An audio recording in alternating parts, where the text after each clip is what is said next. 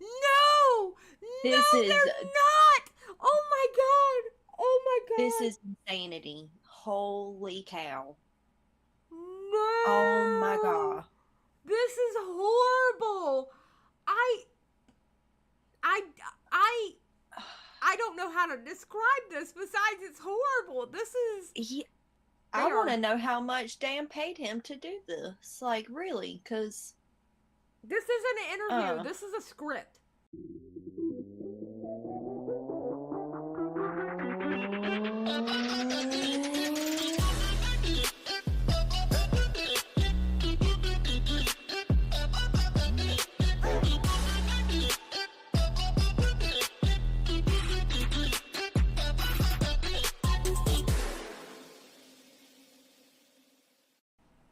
Hey everybody, and welcome to the broadcast. We don't have Eva with us today.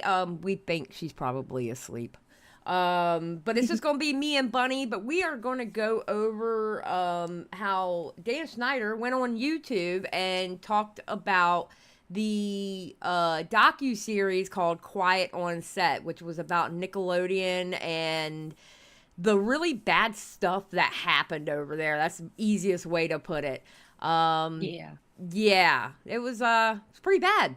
It was heartbreaking. I mean, Yeah, like, watching it, I was like, daggum, my whole entire childhood, like, everybody was taken advantage of, and just, you would have had no idea. yeah, yeah. So sad. I was bawling by the end of it.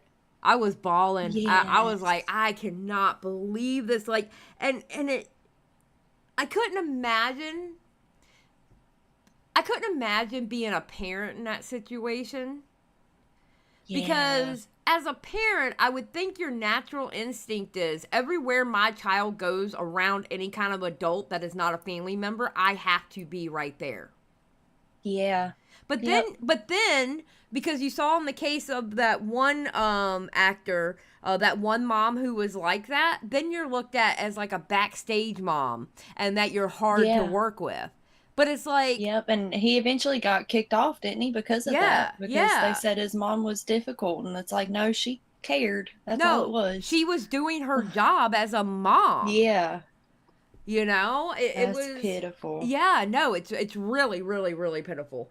Um, I don't know. When it comes to kids, bro, I'm ready to Yeah. fight anybody. Just saying. Oh, yeah.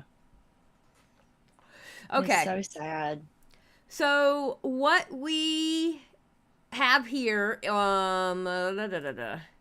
the channel name is Dan Warp. They have 738,000 subscribers, and it's That's called. Dan Schneider's channel. Oh, is that Dan Snyder's channel? Yeah, that's his actual channel where he has like multiple different little podcasts, I think, on it, like with other people. Really? Like, yeah. So he put this out on his own channel.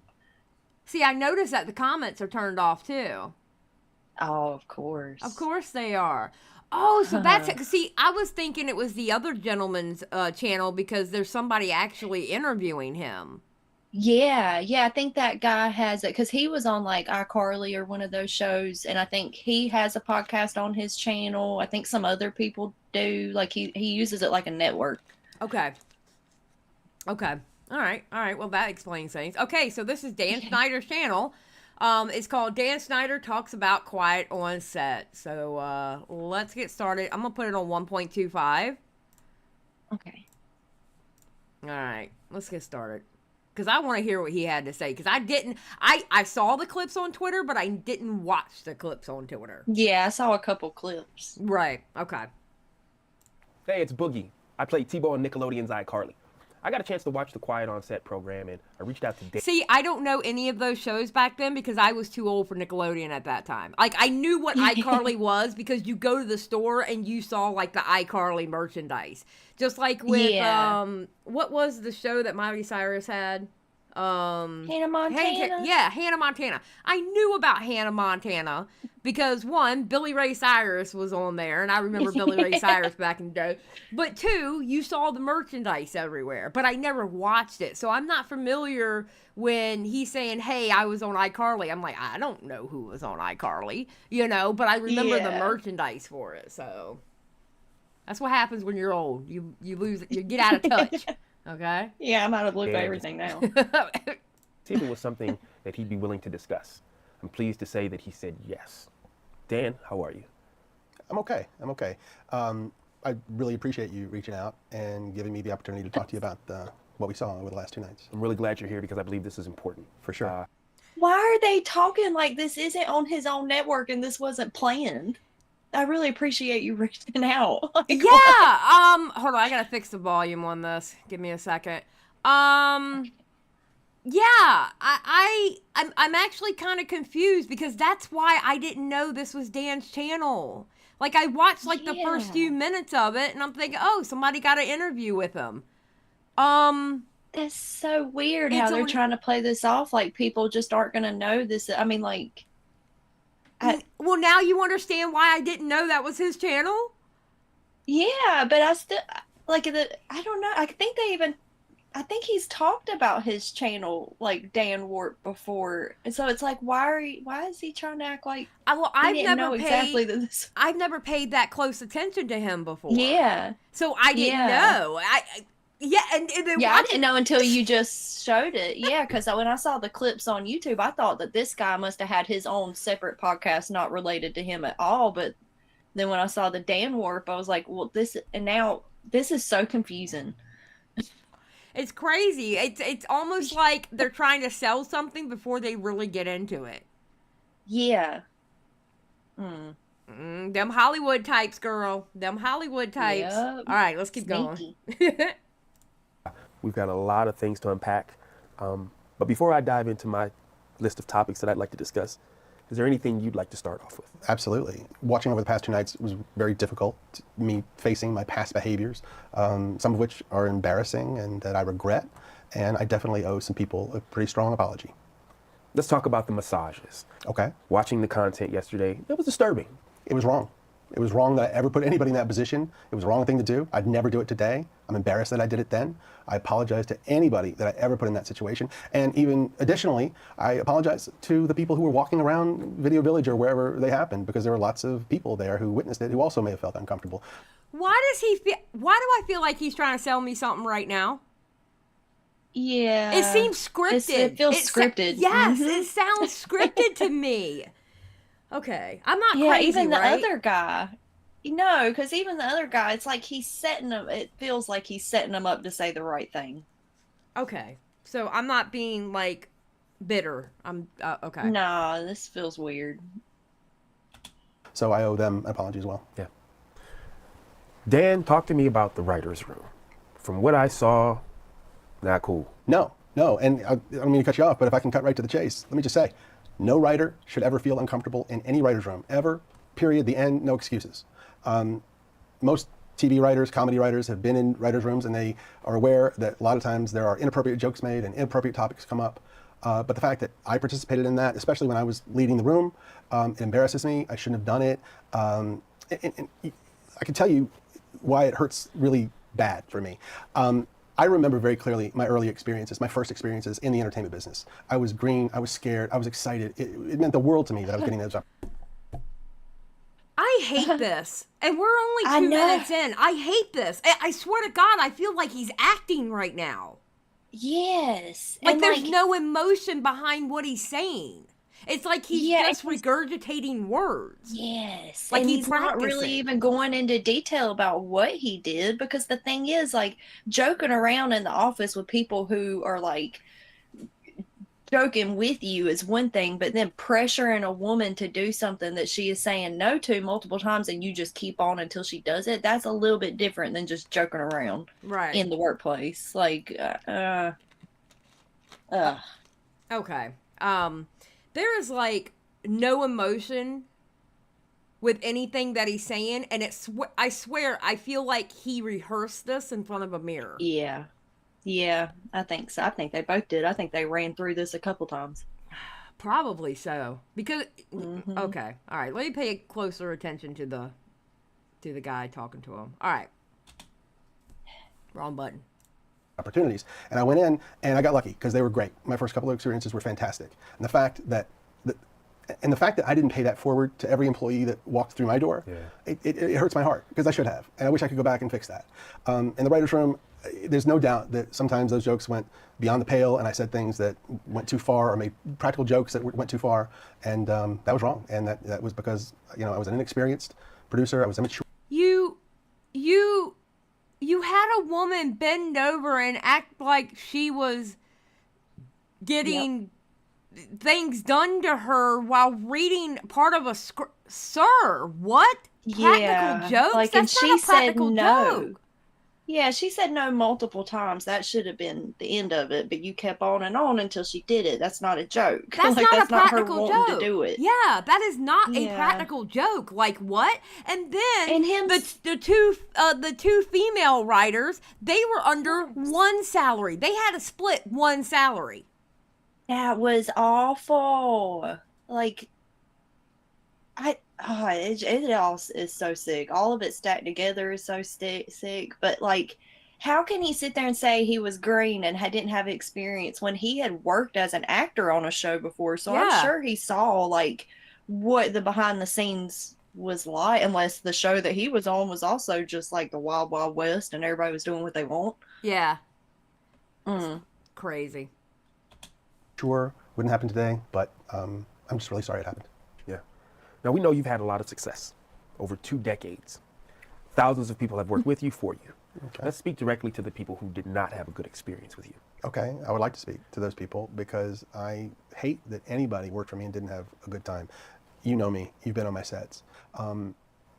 Look, I've had some employees that have worked for me for 10 years, some more than 20 years, who would work with me again, but not everybody. There's still a significant number that didn't have a great time working for me, so my batting average isn't nearly high enough in that area. And the way they wouldn't get the best of me is that I would let the pressure of doing 40 or even more episodes per year, I would let that pressure get to me, which a good boss should never, ever do. Was there specific things that you were doing? Sure, I would snap at people sometimes. I would be snarky. When Oh, they ran through this already. Oh, yeah. So he's just going to act like it was the pressure he was under from doing so much for this network. That's why some people had a bad time with him. Like, that's not his fault. I mean, I understand he was probably under pressure. I think anybody doing anything like that, you're going to be under pressure. But, bro, the things That's not you an were excuse doing. for the things you did. Exactly. The things you were doing, pressure makes you have a bad attitude. Okay. Exactly. Pressure can make you a total jerk to everybody. That Yeah, part I can snappy. understand. Yep, snappy. Maybe sometimes violent when you're throwing stuff because you're so angry. Okay, I can understand the pressure getting to you that way. That I understand. But what about the creepy stuff? What about your quote unquote practical jokes? What? That's not pressure. Yeah. Yeah, what was that relieving? What was you making sexual jokes at people relieving any pressure for? Like, that makes no sense. What about the foot fetish stuff? Yes. Oh. What about all that stuff? Like, what? That's not pressure. Yeah. That's stuff that came out of your brain. Yep. Oh, God, this is going to make me so angry. I could have given them a nicer answer. I would not give people the time that they needed. I would be in too big a hurry to get on to the next thing I had to do. And watching that show, it made me, there were so many times I wanted to pick up a phone and call some of those people and say, I'm so sorry, and let's talk about it. And I wish you'd had a better time, and I wish I could have shown you a better experience. Yeah. Now, you've written hundreds of episodes. Thousands of jokes have been told. Yeah. But currently, where we are, some people think that some of those jokes are inappropriate for children. What do you think of that? Are you going to be putting any kind of input or anything in this, or are you just a straight man just asking questions? Yeah, it wasn't written in his script. Dan didn't write that for him, so that's what it feels like. That's He's just sticking exactly to some what it kind of feels script. like. Yeah. What the? Oh, my God. All these jokes that you're speaking of, that the show covered over the past 2 nights, every one of those jokes was written for a kid audience because kids thought they were funny and only funny, okay? Now we have some adults looking back at them 20 years later through their lens, and they're looking at them and they're saying, oh, I don't think that's appropriate for a kid show. And I have no problem with that. If that's how anyone feels, let's cut those jokes out of the show. Just like I would have done 20 years ago or 25 years ago. I cut it. I want my shows to be popular. I want everyone to like. The more people who like the shows, the happier I am. Yeah. So if there's anything in a show that needs to be cut because it's upsetting somebody, let's cut it. So I think it's big for you to say with your work, if it's viewed as that today, you don't have a problem. Cut it. Cut it. I mean, that's a solution. The last thing I want to ever do Yeah. is put any content in a show that's going to upset my audience and make them want to turn off the TV. Why would I ever want to do that? That makes sense. Bunny, I'm I just don't sitting here know. with my mouth open. I don't know how much of this I can get through. I mean, we're going to get through it. Don't get me wrong. We're Yeah. going to get through it. But this makes me want to kick a brick wall, okay? I'm just saying. Yep, Because I agree. there's no pushback. This is a softball interview, but of course it's on his channel. Now that I know it's his channel, it makes sense why it's softball. He wouldn't have the same interview if it was on TV. No. Or If just it- with anybody else. Like say he went to Good Morning America. This interview wouldn't be like that. But it's going to be this way on his YouTube channel. Man, I would have loved to have seen what these comments look like. Oh my god! Yeah, I got the comments turned off. Oh my god! Yeah, Okay. he knew. Okay. This is this is horrible, bruh. Yeah. I want to give you an opportunity to kind of elaborate on something. Okay? The thought process from the series is you had the power to just write a joke, and no matter what, it's going on TV. You just had that type of power. Is that true? The notion that I had the power to just produce whatever I wanted and have it air is completely false. Okay. There were many, many levels of scrutiny. Okay? We had executives in LA. We had executives in New York. So two coasts. Two coasts Okay. of Both approval. Yes. And by the way, approval at every stage, really. Okay. And I'm talking about wardrobe. I'm talking about makeup, sound. Okay. Now I'm gonna kind of agree with him there, in the sense of there were many levels of people who should have seen those shows, and they should have said, wait a minute, hold on. Oh, yeah. Yeah, I do think that everybody at Nickelodeon needs to be looked at, because there were people that probably just went along with whatever. But this is the thing, when in the documentary, when he was talking about how he wanted to name that one character Penelope Taint from Yep. the Amanda show, and there were multiple people being like, wait a minute, doesn't that mean something else? And he was there saying, No, No, it's it doesn't. taint Kids as aren't in gonna something know bad, that. right? And they Yeah, were and so using the he did other. kinda. They were using the other definition for taint, like something is tainted, like it's yeah, bad, but it's see, not he good. did have some kind of pull on Yeah. the decisions, Yep. because all he had to do was say one thing, and there it was in the show. Yeah, true, facts. Sets, dialogue, jokes, everything. Now, when you say approval, obviously that's a hierarchy, not your colleagues or right. people in the room. Okay. No, not my colleagues. No, these are my bosses. Bosses, and then their bosses, and then their bosses. And they're approving all of this stuff. Okay. Okay? And we're also shooting it in front of all sorts of adults and caregivers and the set teacher and the families. Everybody's watching it. And if anybody had said anything, hey, we don't like that, that's not appropriate, then it would have been cut out. Now, I'm gonna push back a little bit Sure. because the series painted you in this way that you were just the guy that was doing what he wanted, and people were afraid to confront you about things. So just humor me, say that was the case. What would have been the ultimate way to... Okay. If nobody on the set, if all of the dozens and dozens of adults that were on the set, if they didn't say anything, if my bosses said, if they insisted, you got to make a change here, you got to cut that, I had to do it. I had no choice. Got it. Now this next one, I don't believe that. Oh my God! Now he's blaming everyone else. Yeah, that's what I was about to say. I don't believe that, just because it feels like he's just blaming everybody. He's saying, well, if I'm guilty, then everybody around me is guilty too. 'cause you know they didn't what? say anything You wrong. know what, though? I will say this. Yes, I do believe every single adult was guilty. Yeah. Oh, they, yeah. Because they sat there and they were like, okay, Yeah, but it but just started, the- it was his ideas. He was the head of the writing Yes. room. It was Yeah, your he was the script, bro. showrunner or whatever Yes. they call it. He was kind of the final say on the show before it, I guess, goes to the higher ups, who I guess didn't watch it. That's what it feels like. Like it. Oh my God. I don't know. And how this- much of anything he says, I believe. And this softball shit that this dude is doing is really pissing me off. I'm not. Oh, This, ain't it kind of funny how this guy is the actor, but his acting is worse than Dan Schneider's? Like, when when Dan Schneider says something and it cuts back to him, you can tell he's kind of like, well, I'm gonna push back a little bit, but it still feels scripted. Yes. Like, why are you that bad of an actor and you were an actor? Oh my God, bro. This is so bad. This is so Yeah. bad.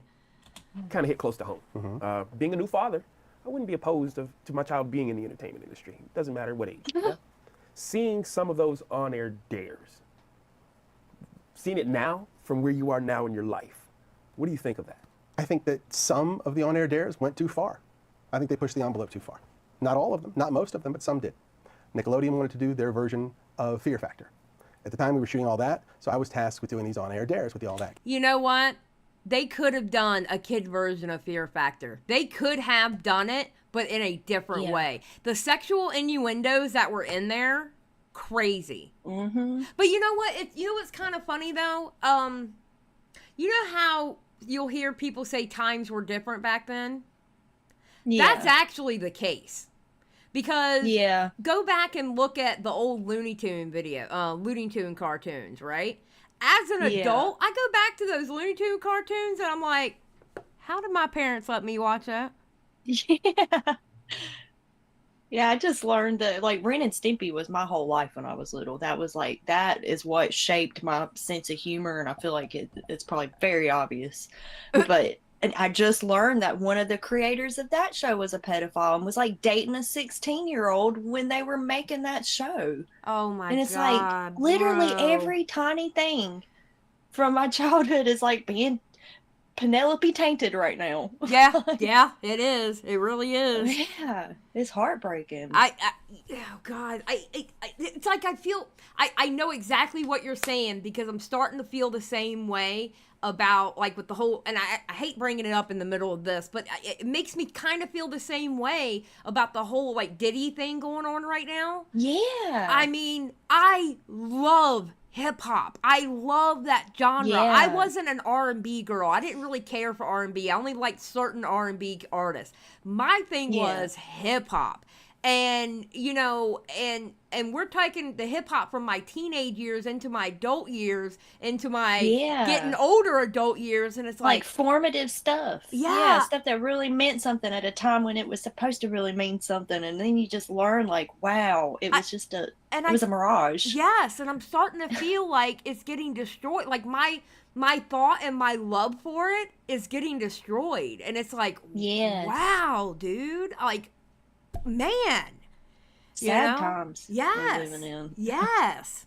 I mean, listen, don't get me wrong. I'm glad it's coming out because if something evil happened, it needs to come out. And no matter how heartbreaking it can be for people, like you know what you said about your childhood was formed by this stuff, to like me and like how I love my love for hip hop and what's coming out. If something evil happened, it needs to come to light, and I don't care how long it was before it came out. It needs to come out because people need to know, because people need to learn from those stories, you know. Exactly. But it's just it's heartbreaking. It's heartbreaking. Yeah, it is. Cast. So we get with the writers and we come up with all these ideas, and it's hard to do because we don't have the budget of Fear Factor, and we can't put the kids in dangerous situations like the adults are put in. So it was hard to come up with stuff. But we would come up with all these ideas of dares they could do. We would give them to the network, and they would say, tell us the ones that were okay. Right. Those are the ones we shot. Those are the ones that aired. At the time, I had no indication that any kid ever had a problem with them. But when I was watching the show over the past 2 nights, I now know that there were kids who did have problems with the on-air dares. And it breaks my heart. And I'm so sorry. I am so sorry to any kid who ever had to do a dare or anything that they didn't want to do or weren't comfortable doing. We went out of our way to make sure they were safe and that everything was done properly. But if a kid was scared and didn't want to do it, kids shouldn't have had to do it. Yeah. Period, the end. Right. And if I had known at the time, I would have changed it on the spot. Now, we also saw the series highlight. Bro. He's so full of crap. He is. See it. I hate this interview. This isn't even an interview. This is a script. Yep. This is not an interview. This is literally a script. Yeah, not at all. Oh my God, this is so disgusting. 2 former writers of yours, 2 women, who spoke about a wage discrepancy. Now, I know that you don't divvy out salaries. Talk to me about that part. Well, you're correct. I have nothing to do with paying writers. I never have. I've never made a writer's deal. And of all the writers I've been in a writer's room with, I never even knew how much most of them were getting paid. Yeah, but we saw these 2 women who were writers for you sharing one salary. How does that happen? It's very simple. There's a common practice in television when hiring writers. If you have a spot for a new writer, sometimes you'll go to two writers and say, hey, if you two new writers for your first job are willing to share a salary, you can both have the job. They have the opportunity to say, yes, that sounds good, or no. And it just so happened to be the only two women. Yeah, and he just so happened to also tag on that he doesn't think women are funny, so why should they get paid more? Exactly. Like, yeah, where'd all that come from then? Yeah. Oh, no, thank you. In this case, it was two women writers. I've done another show where that teaming was done with two male writers, and they split a salary. I did another show where it was a male and a female writer, and they split a salary. So And these are all first-time writers. all first-time writers looking for their first gig. Got it. Now, in the series, they also highlighted two black actors who said that they felt overlooked. Now, I want to be clear. I'm never going to speak on anyone else's journey. Yeah? I can talk about my experience, how my experience was with you, what I saw prior to working with you. But again, I don't want to speak on anyone's journey. I saw you be honored for diversity in your work. Yes, and the reason for that is diversity has always been very important to me in my shows. If you go back to the very first Nickelodeon show I ever made, that's very Oh evident, my as it is in the God! second- No! This No, is- they're not! Oh my God! Oh my God! This is insanity. Holy cow. No! Oh my God. This is horrible. I don't know how to describe this besides it's horrible. This is I They want to are- know how much Dan paid him to do this. Like, really? Because, this isn't an interview. This is a script. This is not an interview. Oh my God, this is not an interview. Holy crap. Second one, I hate and then the this. first movie I ever made for Nickelodeon, which starred Kenan and Kel, and every show I did after that had a lead black actor in it. I'm very proud of that. It's very important to me. And not only am I proud that they were in my shows, I'm exceptionally proud of the achievements they've had beyond my shows, and they've gone on to bigger and better things, and that gives me a great sense of pride. Well, something that really kind of bothered me was how they depicted your relationship with the cast. Yeah, it bothered me too. Yeah, just me being there, I knew the dynamic was trust. Listen, okay. like, are we in a dream? Yes, I think we are. I think we're in a nightmare right now. Okay, listen. I am not going to sit here and say that this gentleman here, I forgot his name, and I know he said his name in the beginning, and I don't mean to be disrespectful, but I'm not saying that this gentleman here didn't have a bad time on the set with Dan Schneider, okay? Because just because Dan did that with other kids, it doesn't mean that all the kids got that treatment. Okay. Yeah, well, he was an adult on the show, so that's probably why he got treated all right. Oh wait, he was an adult on the show. He wasn't even a kid. Yeah, he was he was one of the adults on the show. Okay, well that makes it worse for me. That okay. Yeah. Wait a minute. Hold on. Are you serious? He was an adult? Yeah, he was a full-grown man. He wasn't even like playing a teenager or anything. He was playing an adult as an adult. So none of this is credible to me. Of course he was nice to you. You were an adult who could have just walked out. Oh my God, Bunny, that makes it so much worse. Yep. That makes this interview so much worse. This is literally a script. This isn't even an interview. This is horrible. I really don't even feel like this guy feels this way. Like, something's just telling me he's reading a script. He may not even feel this way. That's how disingenuous this feels. Yeah. Whatever the word is. I Yeah, probably no, still said it wrong, but disingenuous. No, I think you were right. Yeah. Disingenuous is definitely the word. I understood Yeah. that in situations where they may have had turmoil, whether it be with their families, whether it be other castmates, they came to you versus how they made you look. With that said, Amanda Bynes was brought up in the series and her emancipation and how you were involved in that. Can you talk to us about it a bit? Sure. Poor Amanda Bynes. know. Oh, did you see where I got into it with the Amanda Heard people? Do you know how that started? Someone had put on Twitter about Swoop's video that she made about Amanda Bynes, which I still haven't watched yet, but by the time this comes out, I've already watched it. But at this point of recording, I have not watched the video yet because I've been crazy busy. It's good. Well, that's what I heard. I heard it was good, but this particular person on Twitter, they had said that this isn't content and it shouldn't be content because Amanda hasn't come out and talked about things. And I don't know if they had watched the video or not. I guess they were going by the title of the video. But I went under their post. And mind you, this is not... Okay, the person I was talking to, they were not disrespectful to me at all. Excuse me. I've talked to them before. We had a good conversation about it. Okay? It was other people coming in on the outside that was coming in that was the disrespectful part. Okay? Oh, Lord. But we were having the conversation, and I was like, listen, Swoop is known for her advocacy with abused people, you know? Yeah. And you know, sometimes, yeah, this might not be the content for you, so don't watch it. Don't watch it. But life isn't, basically what I said is life isn't fair. Life isn't pretty. And sometimes telling stories like this may actually help someone else. Exactly. Somebody that's in this kind of situation and don't even realize it. Exactly. Yeah. So then eventually it became me being a misogynist, and Amber Heard people came after me for like, I don't know, about 6 hours. Oh. Yeah, it was crazy. Let's just put it this way, my block list is a lot longer now. Good. Oh. Amanda was between the ages of 16 and 17, and she wanted to get emancipated from her parents, which was a fairly common thing with successful young actors, at least at the time. Sure. And she wanted that for herself. So she turned to her team, which included her lawyer, her agent, her manager, her publicist, me, because she included me as part of her team, thought of me that way. We supported her.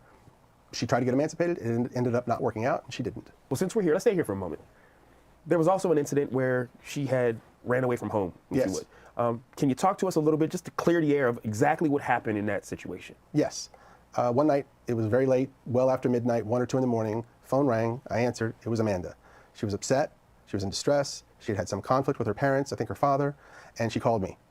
I was immediately concerned about her safety. I called someone who I knew was fairly nearby. That person was able to go and pick her up. Then I knew she was safe, I felt better. She ended up being taken to the police. Well, regardless of what some people may think, I think it's only positive that you are there for people when they need you. That said, let's talk. Oh my God. Oh my God. I hate this. I hate this. That made me feel sick when he said that. Like, that was... What? Like... Bunny, I hate this so much. You just... Oh my God, bro. I hate this so much. I know there's really nothing to even say about it because I don't even feel like any of this is real. Like, this doesn't feel like a real... It doesn't. Like you said, it's not a real interview. It doesn't feel like real information's being given. No. Like... No, it doesn't. It feels like a fluff piece. Yeah. It feels like when you know how when you read an article and it's a total fluff piece and you're like, yes, what did I just read? What? Yeah, somebody paid for this to be this written. Is yes, exactly. Somebody Dan paid for this interview because this is a fluff piece. Yeah. And I cannot And this is Go ahead. No, go ahead. I was just going to say this is just so embarrassing for the actor. Like the guy interviewing him, like how embarrassed. He must have paid him a good bit of money to do something this embarrassing. This is horrible. Now I know why the comments are cut off. Could you imagine what the comments would have been saying? I would pay to see it. I would pay to see them comments. Just saying. Oh my God. Talk about some of the things that have just been swirling forever. Okay. You were banned from your set. Never happened. That is a false rumor. What happened? Add it to the list of false rumors. Talk to me. What happened? They were adult actresses at the time, and they had their own specific reasons for not wanting to do the show anymore. I'm not judging that. It got tense, and what they don't know, maybe, is I did everything I could to make that show go away. My producer partner at the time, we would call and say, this is not a good situation. Okay. So I decided I'm going to do what most showrunners do, which is you're not on the set. There's a director there to shoot it. I'll go up to the writer's room. I'll work on the next script. But because everybody was so used to me caring about every detail of every show so much, for me not to be on the set, maybe some people thought I got banned. So it was more of an assumption because this guy's usually here and now he's not. I don't know if it was an assumption. I don't know if somebody thought they were making me look bad by saying I got banned from the set. I have no idea. Okay. All I know is I was never banned from the set. Yep. The darkest part of this series. I hate About this. remember there being like actual news articles coming out saying he got banned from sets. Like, I swear I remember this being an official thing. I don't remember. Maybe I'm wrong. Yeah, or maybe I'm thinking of another somebody from Nickelodeon, because I know there was like a period of time where you kept seeing like this person got fired for this person got fired, and it was all like weird stuff. Yeah. Maybe I'm like replacing that with that, but I swear I think I remember it being like a known thing that he couldn't be on the sets of some of the shows because he was being like investigated. That's what I thought. Right. Or maybe that was just the rumor. I don't know. Maybe. I don't know either. Discuss child predators. Now, I want to make sure that we clear a couple of things up. Okay. Brian Peck was not hired by you. No, I did not hire Brian Peck. This was a Tolan Robbins production? Yeah. And when Drake and I talked and he told me what had happened, I was more devastated by that than anything that ever happened to me in my career. Okay, Drake did say that he knew. I remember Yeah. that part, that he did tell Dan. Yeah. So. Career thus far. And I told him, I'm here for you. What do you need? Which Drake mentioned in the show that we watched last night. And next, I heard that he went to court when this guy was being tried, Peck. And when Drake walked in, he saw 50 people sitting on the side of the courtroom supporting Peck. A lot of them pretty famous. Of course, Drake was devastated that that happened. And even more disappointing, 41 of those people wrote letters for Peck, character letters, praising him for who he was and asking for leniency. And they knew that he was guilty. They knew he had confessed to some degree. And they still did this. Yeah, just what they found inside the guy's house. Remember what they found inside the guy's house where he was taking tokens from all these little kids? And one of them was had like different envelopes. Yes, and one was a 7-year-old girl's underwear. And then the notes that he would write about being a P word and how he knows he's going to have to do this with young girl. Oh my God. Oh my God. Yeah, it was sick. It Yeah, was that was sick. all like concrete evidence. There was none of that was circumstantial. No, exactly. Ugh. Because you don't just, circumstantially write that down. And you don't. Yeah, that you was don't like his keep- diary. Yes. Yes. It was disgusting. Oh.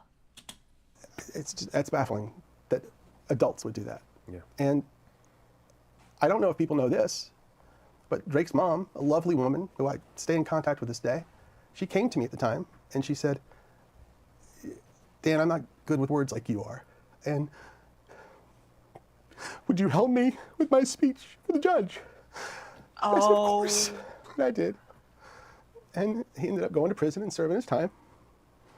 And yeah, that was probably the darkest part of my career. And here's the kicker that I really don't get. After he got out of prison and was, to my knowledge, a registered sex offender, he was hired on a Disney Channel show. Yeah, okay. That, you know what? I do not understand. When you are running shows, okay. When you're running shows and there are children on that set, Yeah. it is your highest responsibility to run background checks on these people. Yeah, there's no way they didn't know who he was, though. I mean, he was a big whatever to the point to where 41 celebrities came to bat for him. So, Yeah. I mean, I would assume that they just probably knew what he did. They had to have known because even though it's Nickelodeon over here and Disney over here, right? They still intermingle. They still talk among themselves. How in the hell could Disney hire him? Yeah. That makes me want to look into Disney. Not gonna lie. Seriously. Yeah, there's got to be some weirdness over there. They're just better at hiding it. This is disgusting. It's, oh my God, it's so Yeah. disgusting. I don't understand that. I don't understand. Yeah. I appreciate you sharing that, man. Are you okay? You want to take a minute? Yeah, I'm all right. Let's keep going. Yeah? Yeah. Okay. Yeah, fake I think we crime really takes unpacked nothing some out of them. important things. Yeah, I mean, we That didn't even would have a just tear go seem down fake. the face. Yeah, Yeah. this whole thing is fake. Oh my God. Literally all of it. Oh my God, this is horrible. As we set the record straight on a lot of things, before I let you get out of here, I appreciate the vulnerability that you use in knowing that there's definitely things that you would have and should have done differently. Is there anything that we haven't discussed? Anything that if you could go back and navigate the journey differently, what would that look like? Yeah, there's definitely things that I would do differently. One that I think would be really, really important is when you're hiring young actors, minors, to work in television, I would suggest that we have a licensed therapist there to oversee that process for the specific reason. I mean, your writers could have used a therapist too with the way you were treating them. I'm just saying. Yeah. Bro, he is so... Yep. I hate this. We're almost done with this. Thank God, because I'm about ready to throw my damn computer watching this. Yes. Of making sure that those kids really wanted to do this job, that they really wanted to be on television. Maybe they should even be informed about what that means. What's it going to mean if you're famous? What's that going to mean on social media? What's it going to mean within your family? Let them find out. And then that way, if a kid doesn't want to be on a TV show, they can opt out. That psychologist, that therapist could come to us and say, this kid doesn't want to do it, or their parents aren't understanding of what's going to come. And then we could avoid the mistake of ever putting a kid in a TV show that didn't want to be there. And additionally, the main thing that I would change is how I treat people and everyone. I definitely at times didn't give people the best of me. I didn't show enough patience. I could be cocky and definitely overambitious, and sometimes just straight up rude and obnoxious, and I am so sorry that I ever was. And when I watched the show, I could see the hurt in some people's eyes, and it made me feel awful and regretful and sorry. Really? So much that you paid for this fluff piece to be made? I'm just asking. Yeah. Yep. Oh my This God. is just mind blowing. This from is beginning horrible. to end. This is Yeah. horrible. I wish I could go back, especially to those earlier years of my career, and bring the growth and the experience that I have now and just do a better job and never, ever feel like it was okay to be an asshole to anyone, ever. Look, I wanted to make funny TV shows for kids, and we definitely did that. But if I could go back, I would get it done in different ways. I'd just be nicer as often as possible and listen more to the people on my team. And I would do everything that I could to make sure that everyone had a good experience. That's what I do differently. Dan, I appreciate your time. I appreciate you. Thanks for stopping by, man. Bruh. I love how they didn't touch at all on any of the him sexualizing kids, like within the shows, like for the weirdos watching at home. Yeah. There was so much stuff in almost all of his shows that was fetishizing kids, and that none of that got touched. Well, no, of course not. Oh, no, we're not going to talk about that part. We need to try to make me look as good as possible. Yeah. Oh my God, that was horrible. Yeah. I heard it was bad. I didn't hear it was this bad. I didn't think it'd be this bad. That was horrible. Oh my God.